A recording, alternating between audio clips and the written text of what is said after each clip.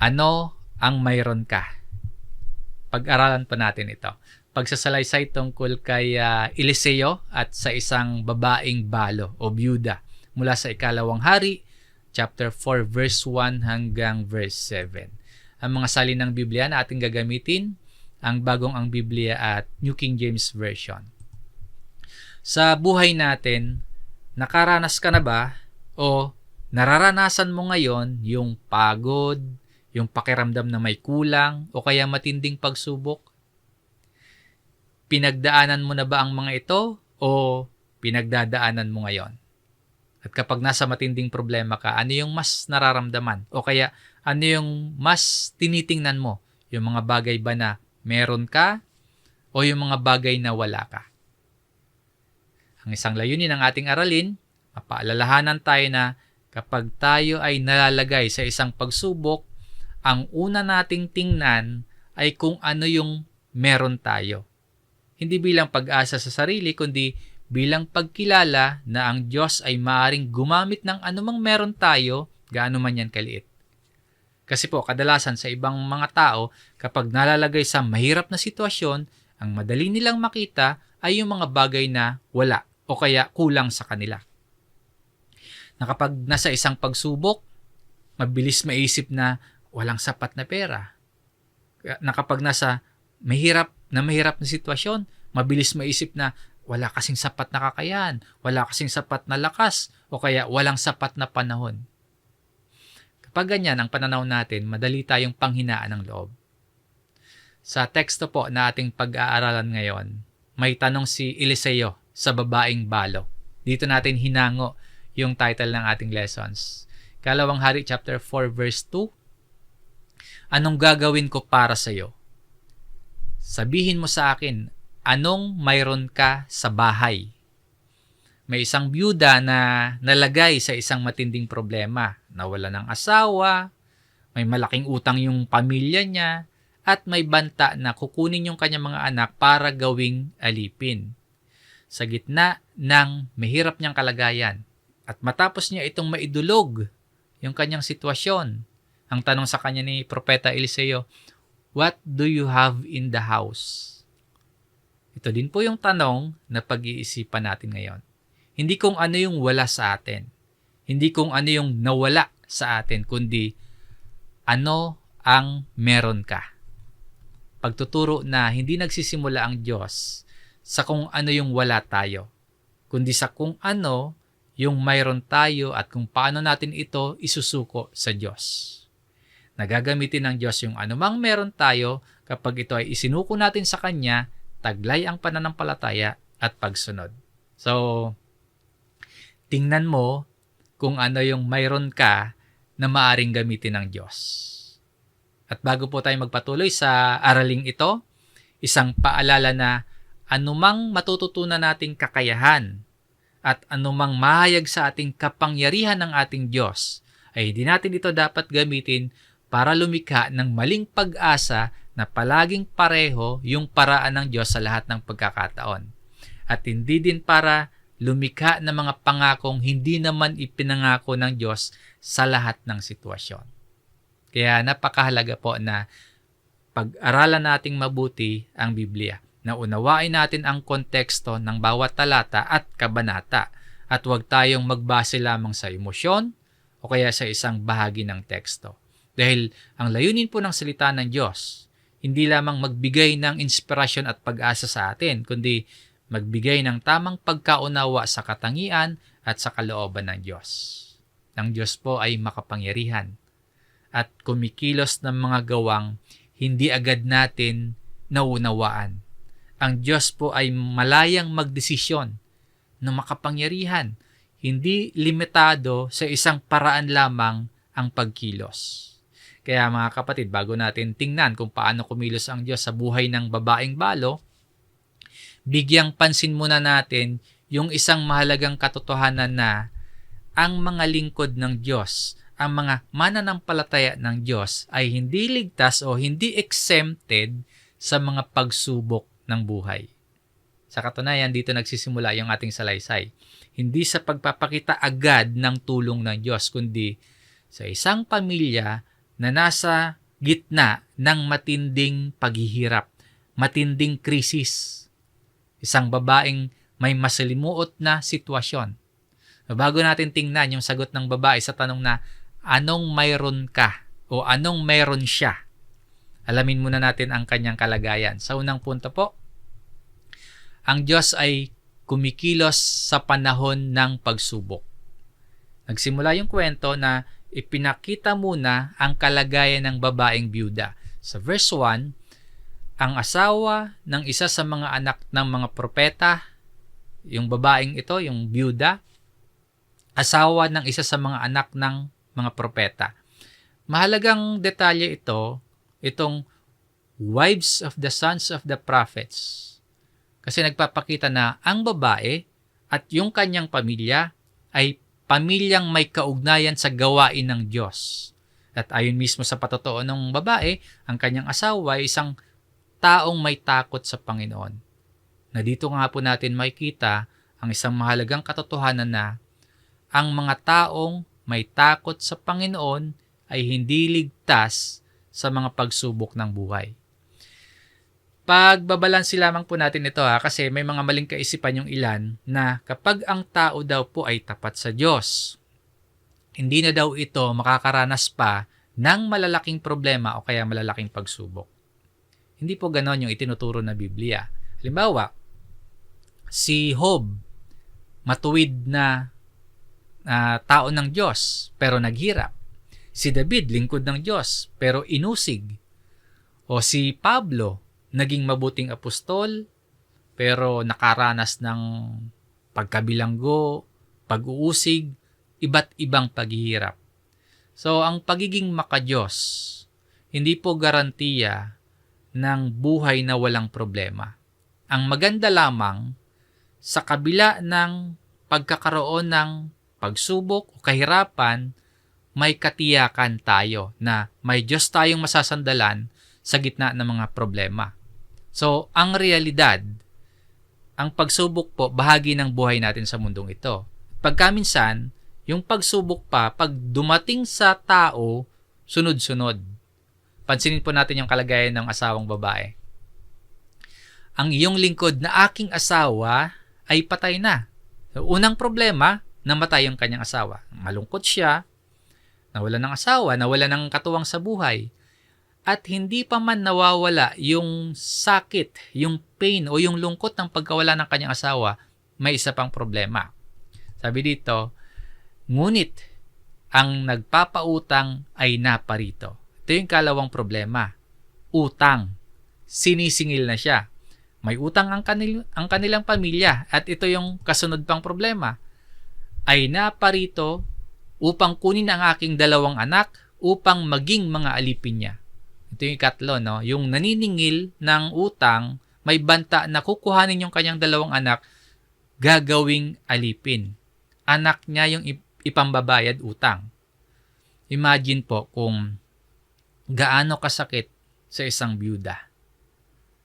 Sunod-sunod yung kanyang pagsubok. Minsan sa ating buhay, may mga panahon din na hindi man kasing bigat ng kwentong ito, pero parang ganito din. Maring nakakaranas tayo ng problemang pinansyal o problema sa kabuhayan. Tapos may kasunod na problema sa pamilya, problema sa relasyon. Tapos may problema pa sa kalusugan. So minsan sunod-sunod o kaya sabay-sabay. Mga kapatid, anumang pagsubok o anumang problema yung ating pagdaanan o nararanasan, ang tamang tugon, lumapit tayo sa Diyos. Mapapansin natin sa kwento, yung babaeng byuda, again patong-patong yung kanyang problema. Hindi siya basta sumuko. Hindi siya nagsawalang kibo, hindi siya nagpakalunod sa problema, kundi lumapit siya sa lingkod ng Diyos. Ayon dito, ang asawa ng isa sa mga anak ng mga propeta ay dumaing kay Eliseo. Cried out to Elisha. Sa panahong ito, si Eliseo, siya yung propeta na kinikilalang kinatawan ng Diyos sa kanila. So, yung babae sa kanyang mahirap na sitwasyon, sa kanyang mahirap na kalagayan, lumapit sa lingkod ng Diyos. Nalalaman ng babae na yung tunay na tulong magmumula sa Diyos. Mahalagang maunawaan natin ito dahil kapag may problema tayo, kapag nalalagay tayo sa mahirap na sitwasyon at sunod-sunod na problema, kanino tayo unang lumalapit? Kanino tayo dumadaing? May mga tao po, yung unang nilalapitan, mga kaibigan. O kaya yung iba, social media. Or sa iba naman, sariling kakayahan o mga paraan ng tao na pagkaminsan taliwas sa kalooban ng Diyos. Hindi masama ang humingi ng payo sa tao. Hindi masama yung maghanap ng tulong. Pero ang isang tunay na mananampalataya dapat natututo na unang lumapit sa Diyos. Na ang pangunahing pag-asa ay sa Diyos. Kaya kung may mabigat tayong pinagdadaanan ngayon, huwag nawa tayo nitong mailayo sa Diyos, kundi hayaan natin yung mga pagsubok, yung mabigat na pinagdadaanan natin ay maging dahilan para lalo tayong lumapit at magtiwala sa Diyos. Dito po sa verse 1, tinuturo sa atin na ang mga lingkod ng Diyos dumaraan din sa pagsubok. At ang pagsubok na maaaring dumating sa maging sa mananampalataya ay sunod-sunod. At ang tamang tugon, lumapit sa Diyos. Ang kalagayan ng babaeng balo dito, masasabi nating halos hopeless na. Maraming nawala at wala sa kanya. Mas madaling tingnan o madaling isipin na marami ang wala sa kanya kaysa kung ano yung meron siya. Kasi namatay yung kanyang asawa, may utang pa sila, may banta pa na kukunin yung 2 anak niya. Sa puntong ito, para bang wala nang natitira pa sa babae. Pero sa ganyang tagpo, sa ganyang sitwasyon niya, nagsisimulang makita ang pagkilos ng Diyos. Sa kasunod na punto ng ating aralin, ginagamit ng Diyos ang anumang mayroon ka. Dito nagsimulang mabago yung pananaw ng babaeng balo. Itinuon ng Diyos o tinuturuan siyang maituon ng Diyos yung kanyang pansin sa bagay na meron siya. Basahin po natin ang verse 2. At sinabi ni Eliseo sa kanya, anong gagawin ko para sa iyo? Sabihin mo sa akin, anong mayroon ka sa bahay? Makita natin dito, ang Diyos sa pamamagitan ni Eliseo, gumagabay sa babae para mag-isip ng tama. Sa gitna ng pagkakaroon ng matinding problema, hindi agad solusyon yung ibinigay, kundi direksyon ng pananaw. Tinuturoan na hanapin o kaya tingnan kung ano yung meron. Again, mahalaga pong maunawaan natin ito dahil madalas nakatuon tayo sa bigat ng sitwasyon. Madalas nakafocus tayo sa problema.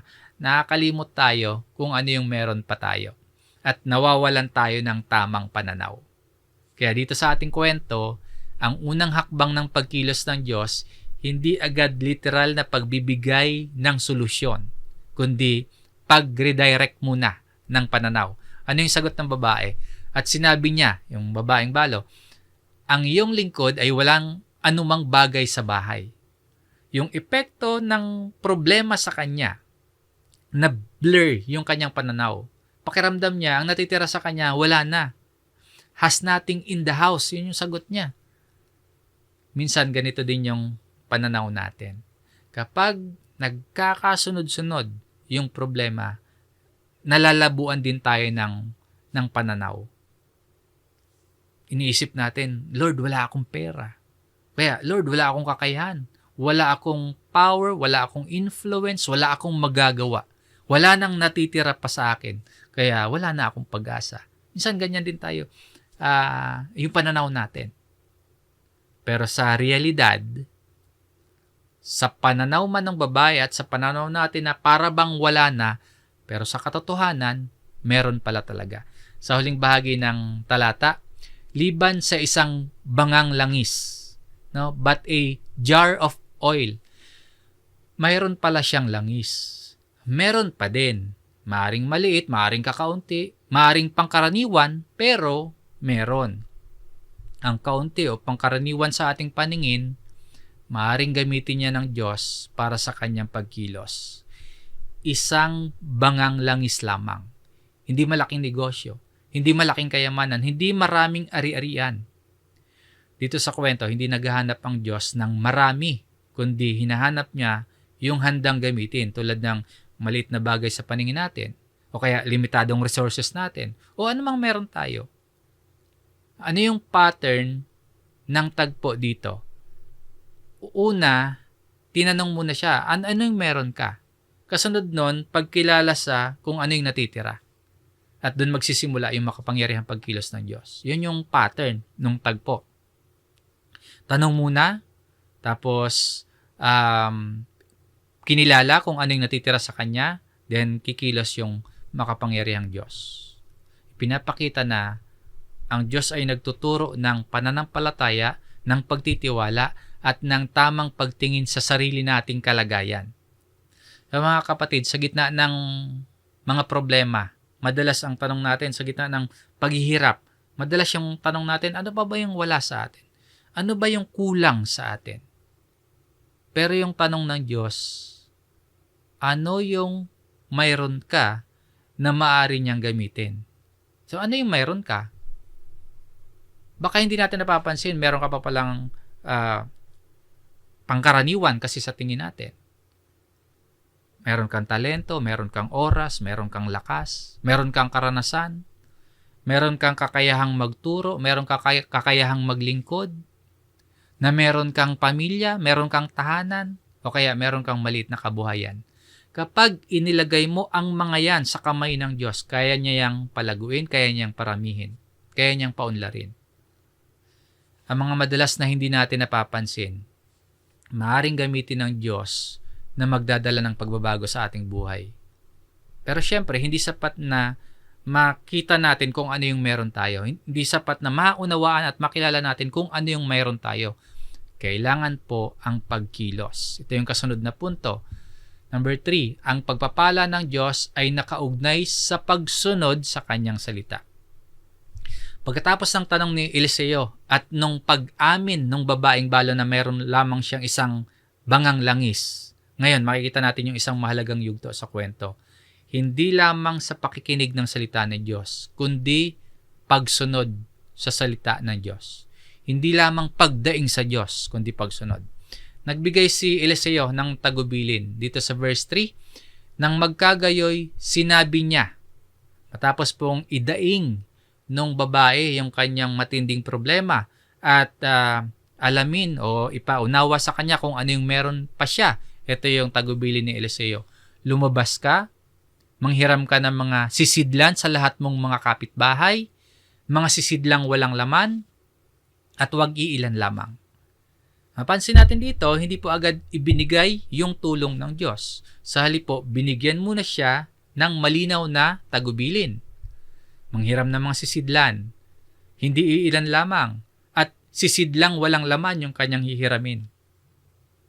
Kapag ganyan po yung instruction sa atin, matapos nating maidulog yung matinding problema natin, tapos yan yung instruction na maririnig natin, para namang hindi agad natin yan maunawaan. Kumbaga, pwedeng sabihin ng byuda na, paano naman ako makakaahon sa problema ko? Paano ako makakabayad sa utang ko kung manghihiram pa ako ng sisidlan? Wala kasing paliwanag, no? Walang detalyadong dahilan. Pero, kailangan niyang sumunod. Ano yung prinsipyong matututunan natin dito? Ang salita ng Diyos, hindi palaging kailangang maunawaan muna bago sundin, kundi kailangan mo nang sundin bago lubos na maunawaan. Ang pananampalataya po nagpapakita ng pagsunod. Kaya hindi sapat yung makinig, kailangan din yung pagkilos. Ito yung tagubilin dito sa verse 3. Ano pa yung kasunod ng mga tagubilin? Verse 4 at 5. Pagkatapos ay pumasok ka, ikaw at ang iyong mga anak ay magsasara ng pintuan at iyong salinan ang lahat ng sisidlang iyon. At kapag puno na ang isa, itabi mo iyon. Kaya't iniwan siya at ang kanyang mga anak ay nagsara ng pintuan at habang kanilang dinadala ang mga sisidlan sa kanya, kanyang sinasalinan. Sumunod yung mag-iina sa instructions sa kanila. Ang pagkilos po ng Diyos, hindi nangyayari habang nagdududa o kaya habang walang ginagawa, kundi mangyayari ang pagkilos ng Diyos habang sumusunod. Paalala na ang pananampalataya hindi lamang paniniwala, hindi lang pagkaalam, kundi pagsunod sa salita ng Diyos kahit hindi pa na lubos na nakikita ang resulta o hindi pa lubos na naunawaan yung kabuuan. Sa verse 3 at dito sa verse 4 at 5, may mga tatlong bagay ang ipinagawa sa babae o sa mag-iina. Una, paghahanda. Binigyan sila ng instruction na manghiram sila ng sisidlan. Pinapakita nito na yung pananampalataya na may inaasahan silang gagawin ang Diyos. Kalawa, pag-iisa, yung isara, yung pinto. Pinapakita na ang pagkilos ng Diyos hindi para sa panlabas na impresyon, kundi pakikipag-ugnayan sa Diyos. At pangatlo, yung patuloy na pagkilos. Yung nakita natin dito, yung patuloy na pagsalin. Hindi isang beses lang nagawain, kundi tuloy-tuloy na pagsunod. At pansinin din po natin dito yung magandang halimbawa ng mga anak sa kwentong ito.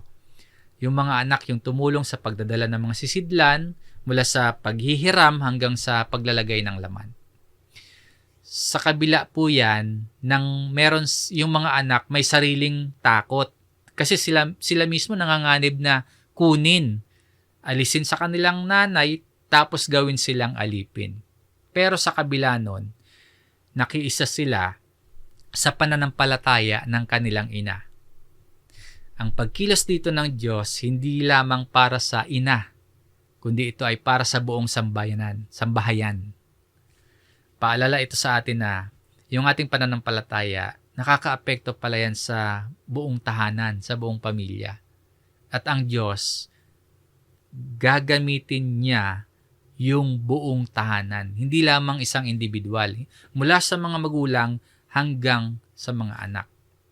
So mga kapatid, marami sa atin nais makakita ng pagkilos ng Diyos sa ating buhay. Nais na maranasan yung pagkilos ng Diyos sa ating pamilya, sa ating kabuhayan, sa ating pangangailangan, maging sa ating mga panalangin at paglilingkod sa Diyos. Pero minsan pakiramdam natin, bakit parang walang tulong? Bakit parang walang pagkilos ang Diyos? Bakit hindi nababago ang sitwasyon? Ang sagot po, hindi sa ayaw kumilos o walang kakayahang kumilos ang Diyos, kundi maaaring hindi tayo handa na sumunod sa Kanyang salita. Kaya feeling natin bakit parang walang pagbabago? Bakit parang walang pagkilos? Bakit parang walang tulong? Baka kasi hindi tayo handang sumunod sa Kanyang salita. May mga pagkakataon na gusto natin ng resulta, pero ayaw natin ng proseso. Gusto natin yung pagpapala, pero hindi naman tayo handa sa pagsunod.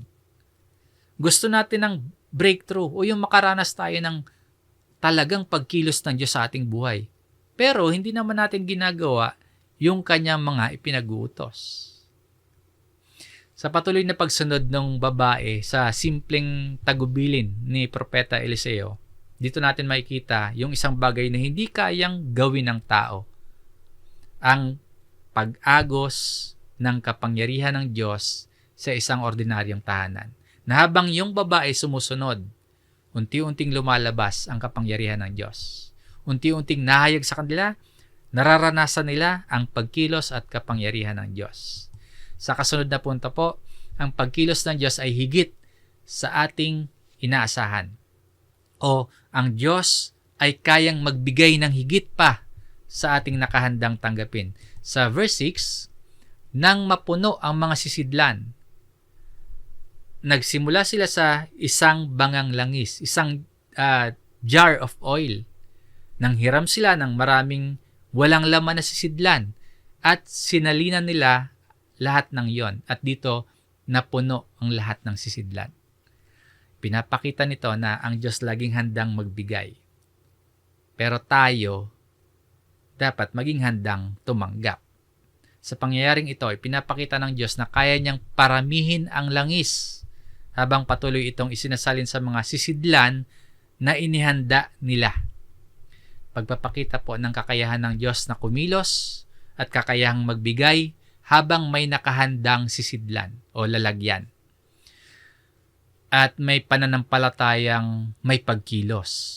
So, sa kwentong ito, makikita natin yung daloy ng langis nagpapatuloy hanggang sa mapuno yung lahat ng sisidlang inihanda nila. Sabi dito ng nanay, sinabi niya sa kanyang anak, dalhan mo pa ako ng isang sisidlan. Ano po yung sagot ng anak? At sinabi niya sa kanya, walang iba pang sisidlan.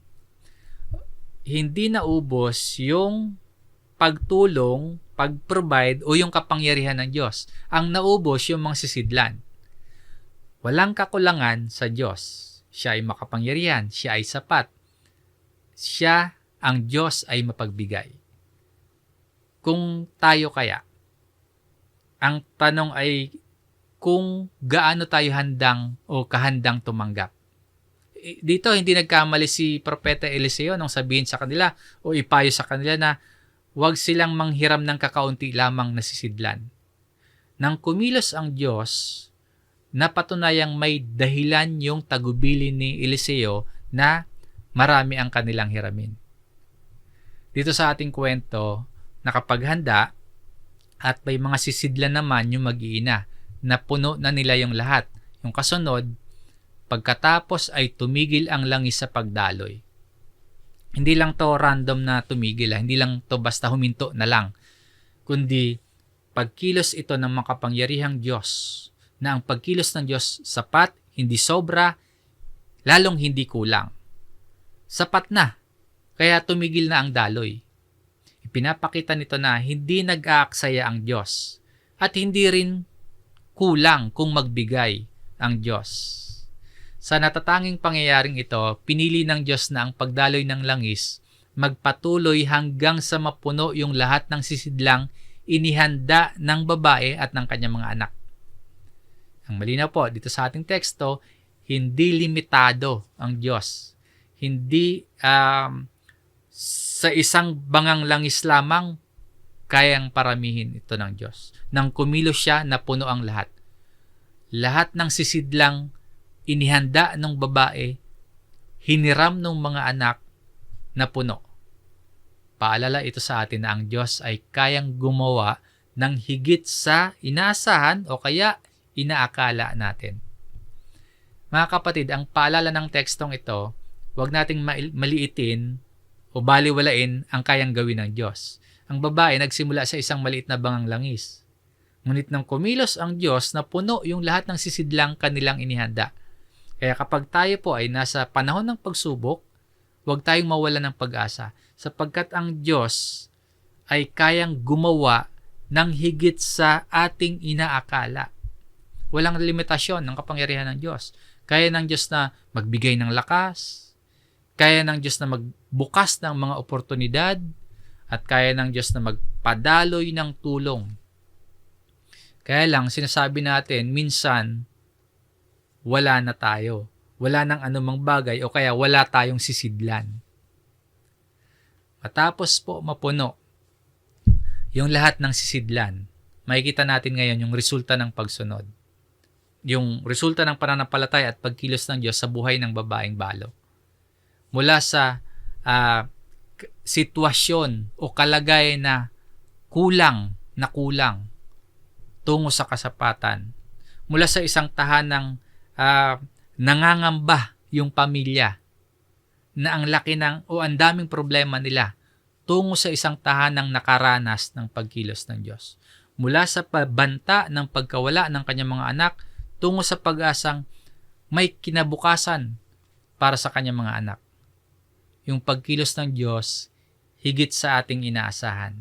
Mga kapatid, dito po sa verse 6, nakita natin na ang Diyos kumilos ng higit sa inaasahan ng babaeng balo. Mula sa isang maliit na bangang langis na puno yung lahat ng sisidlang inihanda nila. Pero hindi doon nagtapos yung kwento.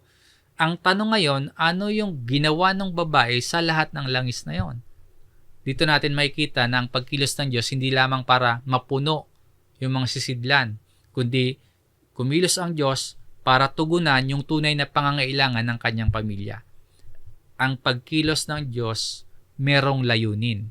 Dito natin matutunan yung isa pang katotohanan sa ating aralin.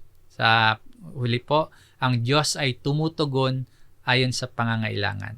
O ang Diyos ay tumutugon ayon sa pangangailangan na sapat. Basahin po natin yung verse 7. Siya'y dumating at sinabi niya sa tao ng Diyos. Yung babaeng balo, pumunta ulit kay Eliseo.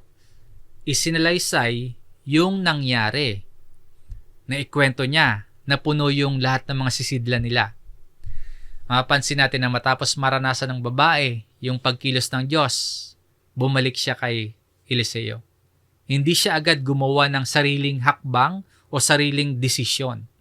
Hindi siya agad nagmadaling gamitin yung langis ayon sa sarili niyang plano o ayon sa sarili niyang kagustuhan. Sa halip po, muli siyang lumapit sa lingkod ng Diyos o sa tao ng Diyos. Muli siyang lumapit kay Propeta Eliseo upang alamin kung ano yung dapat niyang gawin. Makikita natin dito yung magandang halimbawa ng pagpapakumbaba. Yung magandang halimbawa ng patuloy na paghingi ng direksyon ng babaeng balo. Minsan po kasi may mga tao na kapag nasa paghihirap, kapag nasa problema, naghahanap ng Diyos. Pero kapag natanggap na yung tulong, nakakalimutan ng sumangguni, nakakalimot ng bumalik sa Diyos. Pero dito, sa ating kwento, yung babae na natiling nagtitiwala sa direksyon ng Diyos.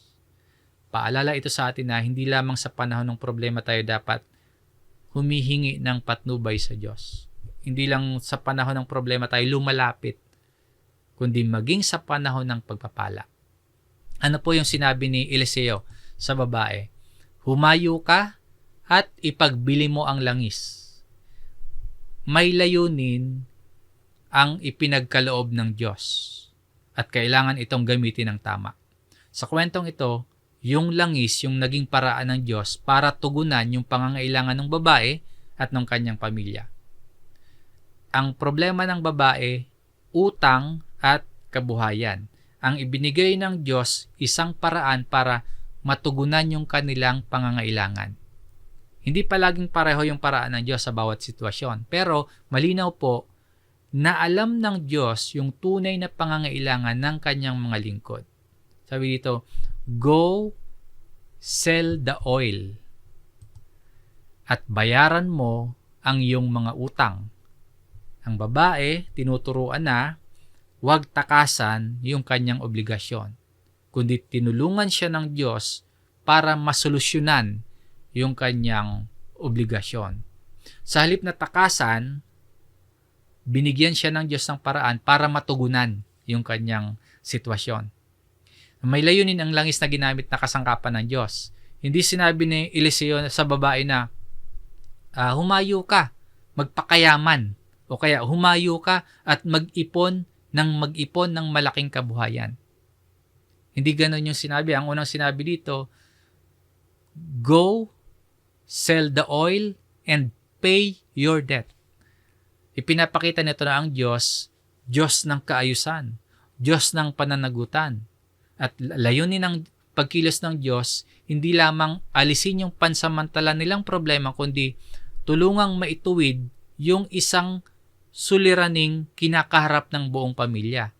Tinugunan ng Diyos yung agarang pangangailangan nila, na bayaran ng utang at hindi na matutuloy yung banta laban sa kanyang mga anak na kunin at gawing alipin. Sa huling bahagi ng talata, at ikaw at ang iyong mga anak ay mabubuhay sa nalabi. Hindi lamang sapat yung binigay ng Diyos para mabayaran yung utang na meron sila. May natira pa. Hindi lamang natugunan yung immediate nilang problema, yung pangkasalukuyang problema nila. May naiwan pang panustos para sa susunod na mga araw. Ito yung dahilan kung bakit masasabi nating ang Diyos ay nagbigay ng higit sa sapat para sa pangangailangan ng babaeng balo. Mula sa pagkawala ng asawa, may malaking pagkakautang at banta sa kanyang mga anak, nalagay ngayon siya o dumating siya sa punto na may pambayad na ng utang, may panustos pa para sa kanilang ikabubuhay. Hindi dahil siya, magaling siya. Hindi dahil mahusay siya. Hindi dahil marami siyang pag-aari. At hindi dahil malaki o marami yung kanyang resources, kundi dahil kumilos ang Diyos sa buhay niya ayon sa biyaya at katapatan ng Diyos. At ang Diyos na kumikilos sa babaeng balo dito sa kwentong ito ay siya ring Diyos na kumikilos para sa atin magpahanggang ngayon. Hindi palaging pareho yung paraan, pero palaging ayon sa perpektong kalooban ng Diyos. Mga kapatid, ang itinuturo ng verse 7 ay hindi po ang Diyos palaging magbibigay ng parehong uri ng tulong na ibinigay niya sa babaeng balo. Hindi ito pangakong lahat ng utang ay mawawala sa parehong paraan. Hindi rin ito pangako na lahat ng problema matatapos agad. Pero ito ay paalala na alam ng Diyos yung ating kalagayan at alam ng Diyos kung ano yung ating pangangailangan. At kaya niyang tugunan ang ating pangangailangan sa anumang paraan na kanyang pipiliin. Yan yung tatandaan natin ha. Sa anumang paraan na pipiliin ng Diyos, kayang-kaya niyang tugunan yung ating mga pangangailangan. Makakaasa tayong ang pagkilos ng Diyos laging sapat para sa atin. Sa buhay po ng babaeng ito, ang Diyos nagbigay hindi lamang para makaligtas sila sa yung pangkasalukuyang problema nila, kundi nagbigay ng tulong ang Diyos para magkaroon siya at ang kanyang mga anak ng ikabubuhay. So, hindi lamang sinolusyonan yung pangkasalukuyang problema nila. Mga kapatid, higit sa lahat, yung totoong pagkilos ng Diyos sa kwentong ito, hindi lamang yung langis na dumaloy. Kasi kung tutuusin, yung langis, pansamantalang kabuhayan lang yung ibibigay sa kanila niyan. Yung totoong tulong talaga, yung totoong pagpapala talaga ay nangyari sa puso ng babaeng balo nung nagtiwala siya at kumilos siya sa kabila ng kawalang katiyakan. Yung pinakamalaking pagbabago, hindi nangyari sa kanyang bahay nung dumami yung kanyang langis, kundi nangyari sa kanyang puso nung magpasya siya na sumunod sa salita ng Diyos. Ang material na bagay tulad ng langis, mauubos yan balang araw. Pero yung pananampalatayang natutunan ng babaeng balo sa pagsubok sa mahirap na sitwasyon at sa pagkilos sa kanya ng Diyos, yung natutunan niya, nagbigay sa kanya ng walang hanggang pagkilala sa Diyos na ang Diyos ay kumikilos sa kanyang buhay. Nagsimula yung kwento sa isang babaeng nagsasabing halos wala na siyang natitira, kundi isang bangang langis na lang. Pero nung tingnan niya kung ano yung meron siya, at nung sumunod siya sa salita ng Diyos, at nang magtiwala siya sa pagkilos ng Diyos, nakita niya na sapat ang tulong ng Diyos para sa kanyang pangangailangan. At ito po yung paalala sa ating aralin. Maaring maliit yung meron tayo. Maaring pangkaraniwan yung meron tayo. Pero hindi po pangkaraniwan at hindi po maliit ang Diyos na ating pinaglilingkuran. Mga kapatid, ang tanong ngayon, hindi kung ano yung nawala sa'yo. O kaya, bakit ka nahihirapan? Kundi, ang tanong po, ano yung mayroon ka? Mayroon ka bang pananampalataya gaya ng byuda sa ating kwento? Handa ka bang sumunod sa Diyos kahit hindi mo pa lubos na nauunawaan? Handa ka bang ilagay ang iyong isang bangang langis sa kamay ng Diyos?